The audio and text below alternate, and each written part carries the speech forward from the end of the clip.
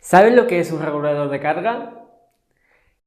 ¿Cuál es para ti el componente fundamental de cualquier instalación fotovoltaica? Si quieres responder a estas preguntas y aprender más sobre todos los componentes que se usan en las instalaciones fotovoltaicas, continúa viendo este vídeo.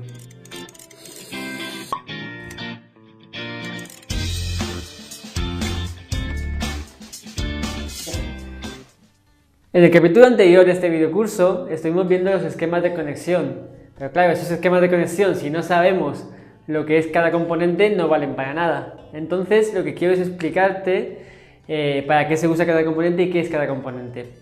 ¿Quieres venir conmigo y aprenderlo? Pues vamos a continuar. ¿Cuál es el principal componente o el primer componente que piensas tú en una instalación de energía solar? ¿Las placas? Pues si son las placas, vamos a hablar de ellas. Las placas solares fotovoltaicas. Lo llamarás o escucharás que se llama placas, paneles, módulos. Y dentro de las placas básicamente lo que hace es captar la luz del sol y la convierte en electricidad. Tienen unos componentes eléctricos dentro, unos componentes, unos semiconductores que lo que hacen es captar los fotones y producir electricidad excitando, el material que tiene interiormente. Normalmente se utilizan los paneles cristalinos de silicio cristalino. El silicio cristalino que normalmente tenemos hay dos opciones. Silicio monocristalino o silicio policristalino.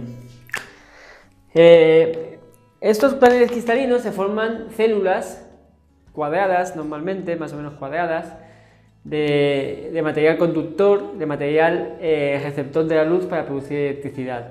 Los monocristalinos, la diferencia que hay es que se cristaliza de manera uniforme y se genera solo un único cristal. Lo diferenciarás fácilmente porque tienes un color uniforme y porque las obleas normalmente tienen las esquinas como de forma octogonal. Funcionan como las obleas, no son cuadradas exactamente, sino de forma octogonal. El rendimiento de las monocristalinas es el mayor que hay ahora mismo en paneles cristalinos. En laboratorio puede llegar a más del 20% y en paneles podemos llegar en relación a la superficie a un 18-19%. Pero normalmente se quedan en torno a 17,3% de rendimiento máximo. ¿Este rendimiento qué quiere decir? Que la cantidad de luz que se capta se produce en electricidad. El panel policristalino es similar al monocristalino, lo que pasa es que se cristaliza de manera un poquito más rápida y generas múltiples cristales. La diferencia, veas que tendrás varios diferentes tonos de azul en las placas. En lugar de tener un tono uniforme, tienes diferentes tonos de azul. Estas células sí que pueden ser cuadradas completamente, se pueden contar a escuadra. Lo que hace es aprovechar, lo que significa que aunque tenga un rendimiento en laboratorio menor, a lo mejor en torno al 18%, en cuanto pones una placa, llegas también casi a un 17%. Entonces la diferencia entre el rendimiento, entre el tamaño de lo que es la placa real que vas a poner en tu tejado o en tu parque solar, no hay diferencia entre monocristalino y policristalino. En cuanto al rendimiento, el monocristalino funciona mejor en temperaturas bajas y el policristalino funciona mejor en temperaturas altas. De silicio existe otro tipo de paneles fotovoltaicos que son los amorfos. Silicio amorfo. ¿Qué significa amorfo? Por ejemplo, un cristal amorfo es el vidrio que tenemos en las copas o el vidrio que tenemos en las botellas. Es un cristal amorfo que se cristaliza muy rápidamente y no se forma la estructura cristalina convencional de un cristal. Esos de silicio amorfo se utilizan, tienen menos rendimiento, un rendimiento mucho más bajo, puede llegar como máximo, mejor es de a un 12% en cuanto a la placa o en laboratorio. Pero tiene la ventaja de que en altas temperaturas tiene un mejor rendimiento, tiene menos pérdidas. Y tiene también otra ventaja que se pueden hacer formas diferentes. Bueno, aparte tienes una continuidad completamente en el color y en la forma. Y te puedes tener paneles flexibles o incluso translúcidos. Aunque translúcidos también puedes hacerlo con las células de silicio, separando un poquito las células más de la cuenta. Paneles que sean vidrio y ponerlo como si fuera un lucernario para que entre un poquito de luz. Aparte de silicio amorfo, existen otros paneles amorfos de thin film que se llaman también, de capa fina, porque son más finos, tienen menos marco que los de silicio cristalino. que son los de teluro de cadmio o los CIGS, de selenuro de cobre, indio y galio. Estos paneles también se utilizan, ahora mismo se utilizan menos que los de silicio, y tienen una cosa fundamental, que es que cuando se retiren tienen que ser reciclados de manera conveniente porque son componentes tóxicos. Con esta parte de las placas, ya veremos cómo dimensionamos las placas en siguientes capítulos, pasamos al siguiente componente. ¿Cuál es el siguiente componente para una instalación fotovoltaica que os quiero enseñar? Pues quiero hablar del regulador de carga. El regulador de carga se utiliza en instalaciones autónomas o aisladas y lo que hace es adaptar la corriente, la intensidad de la carga que viene de los paneles para cargar las baterías y también protege las baterías para que no se sobrecarguen o no se vacíen demasiado. Eso es lo que hace el regulador de carga. Para ello tienes que conectar los paneles a este regulador y el regulador después se conecta a las baterías o ya también al inversor. Existen dos tipos de reguladores de cargas. El primero se llama PWM, que básicamente es que van a una corriente concreta. Tienes que conectar los paneles a una corriente concreta, 24 o 48 voltios, más o menos empezando un poquito por encima la potencia el voltaje de los paneles, para poder cargar convenientemente las baterías. Y tienen un punto fijo de seguimiento. Estos reguladores de carga tienen que conectarse a paneles específicos que tengan 72, 36 células que den 12, 24 voltios o poner dos en serie de 24 voltios y poner 48 voltios. Son para instalaciones pequeñas, sencillas. No vale cualquier panel. Si quieres poner cualquier tipo de panel, el panel que por ejemplo lo puedes utilizar en las plantas fotovoltaicas, los que son más convencionales, los que son más baratos también, tienes que utilizar los reguladores que son MPPT. ¿Qué significa esto? Son reguladores que buscan el punto de máxima potencia del panel siempre a la hora de la carga. Entonces, no importa que el voltaje del panel sea bajo o que sea muy alto, porque va a regular y va a ajustar la intensidad que alimente a las baterías a la captación solar que tenga el panel. Son mucho más eficientes y por ejemplo, ya veremos otro componente después, es lo que se sigue en los parques solares, es el seguimiento de la máxima potencia. Estos reguladores de carga pueden ser equipos independientes o pueden estar integrados a veces en el siguiente componente. ¿Cuál piensa que es el siguiente componente? Porque de momento estamos hablando de placas y regulador en corriente continua. Este siguiente componente que os voy a hablar es de los inversores.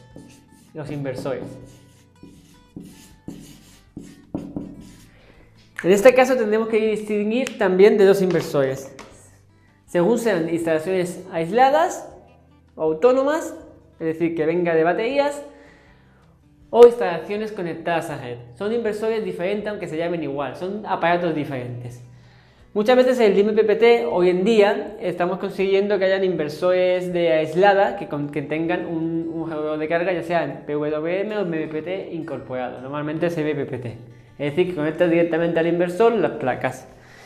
Este inversor lo que hace es coger la corriente que tenemos en las baterías, corriente continua, y la transforma en corriente alterna, que es la que alimenta a nuestros suministros. En una casa, en un edificio, tenemos corriente alterna. Haremos una píldora en la que explicaremos un poquito estos conceptos de corriente continua y corriente alterna para que te puedas enterar un poquito más de lo que estoy hablando. Pues el inversor lo que hace es transformar, genera una nueva corriente a partir del voltaje de las baterías. Es decir, hace un nuevo campo fotovoltaico. Son los inversores, un campo eléctrico. Los inversores de aislada. O inversor de baterías, también puede ser.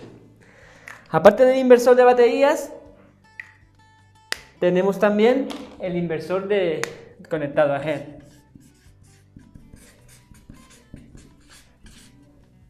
¿Por qué lo diferencio? Porque este inversor de conectado a red no genera una nueva corriente, no genera una nueva onda, no genera algo nuevo, sino que tiene que estar funcionando siempre que haya una red existente. Tiene esa red que provenga de la red eléctrica exterior o que sea, por ejemplo, generada por un inversor de batería a partir de unas baterías. tiene que estar existente para que este inversor de conexión a red funcione. Y lo que haces es imitar la onda que te ha generado o este inversor de baterías antes o la red eléctrica que nos hemos conectado. Esto es el que se utiliza para autoconsumo o para hacer los parques solares. Para los parques solares se utilizan estos. Estos inversores es importante saber que son inversores diferentes. No puedes con un inversor, aunque sea igual, de conexión a red, de autoconsumo, no puedes conectar unas baterías y generar una nueva onda. Es imposible. No va a funcionar. Entonces, siempre tienes que tener, si tú tienes unas baterías, un inversor de aislada. Me puedes preguntar, ¿pero no existe ninguno que haga las dos cosas a la vez? Sí, ahora mismo ya existen algunos equipos que sean a la vez inversores de aislada y conectados a red. Pero básicamente es porque llevan los dos tipos de inversores.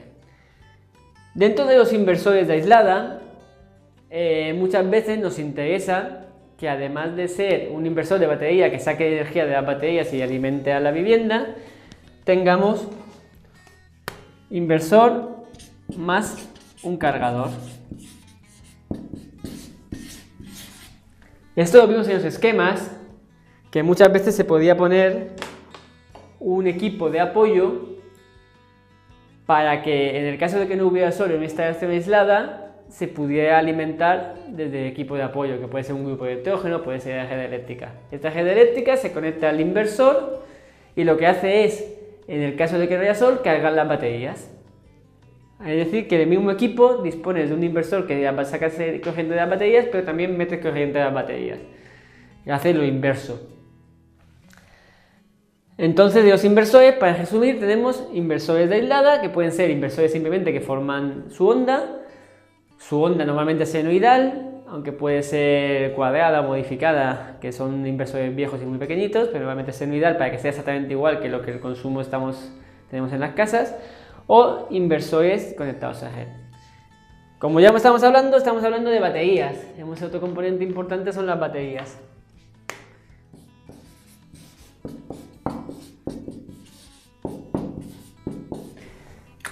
Las baterías desarrollaremos un poquito más en otro vídeo, pero básicamente es el elemento que lo que hace es almacenar la energía que estamos produciendo para consumirla en el momento en que no esté produciéndose energía. Si no hay sol, se consume de baterías. Cuando sea de noche, se consume de baterías. Cuando está lloviendo, se consume de baterías. O si necesitas más potencia de la que está produciendo las placas, también se consume de baterías. Las baterías son unos elementos acumuladores, hay diferentes tipos. Tradicionalmente se han venido usando las baterías de plomo ácido, que tienen o bien un líquido electrolítico de plomo y unas capas de plomo que pesan mucho, son muy grandes y tienen que estar ventiladas y tienen mantenimiento. Pueden ser también de gel, que este electrolito se gelidifica para ganar en seguridad. Por ejemplo, si van tumbadas, se ponen baterías de gel para que no puedan explotar, porque si el plomo ácido si se mueve puede ser inflamable y explotar. Y este tipo de baterías ocupan mucho espacio y tienen que tener ventilación y mantenimiento. También tienen un problema en cuanto que se gastan pronto. Y como ese problema existe, las baterías ya no se usan solo para la producción de energía, también se usan, por ejemplo, en coche eléctrico, pues se están desarrollando nuevos tipos de baterías. La que está más en boga hoy en día, solo para comentar un poquito, pero que ya hablaremos en otro momento, son las baterías de litio. Habéis oído hablar de las baterías de Tesla, habéis oído hablar de las baterías de LG, cualquier marca. También tenemos Ampere, que es una empresa valenciana, que tiene baterías de litio. Los coches eléctricos, la mayoría, están yendo con baterías de litio. Hay diferentes tecnologías de litio, pero básicamente es que tienen un electrolito de estado sólido y lo que hacen es reducir el espacio, mejorar la eficiencia de la batería y mejorar la vida útil de la batería. Entonces tenemos diferentes tipos de baterías que se pueden conectar en instalaciones aisladas o instalaciones conectadas a red. Siempre que se ponga una batería, tiene que llevar un inversor cargador normalmente, que cargue la batería y que después pueda sacar. Muchos equipos de estos de baterías actuales llevan incorporado el inversor. Pero siempre, tanto si es una instalación aislada como es conectada a red, que en las instalaciones conectadas a red también se pueden poner baterías, como vimos en los esquemas del día anterior, se tiene que poner un inversor. Los siguientes componentes que tenemos que tener en una instalación fotovoltaica, ¿cuál piensa que puede ser? ¿Hay algo que nos falta?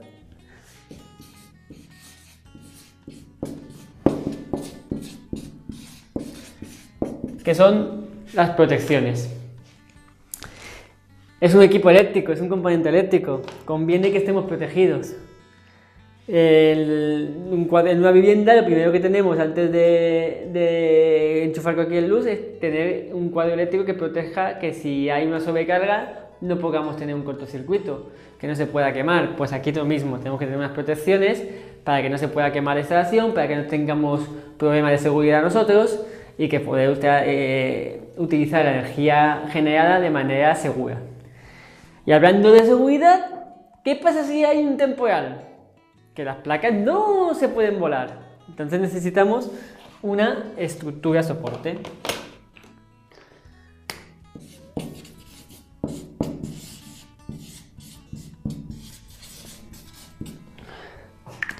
La estructura soporte tiene que fijar las placas ya bien sea a nuestro tejado o al suelo, para que esas placas, dependiendo de los efectos atmosféricos, no puedan tener ningún daño. No se puedan volar, no puedan causar destrozos, no se rompan, etc.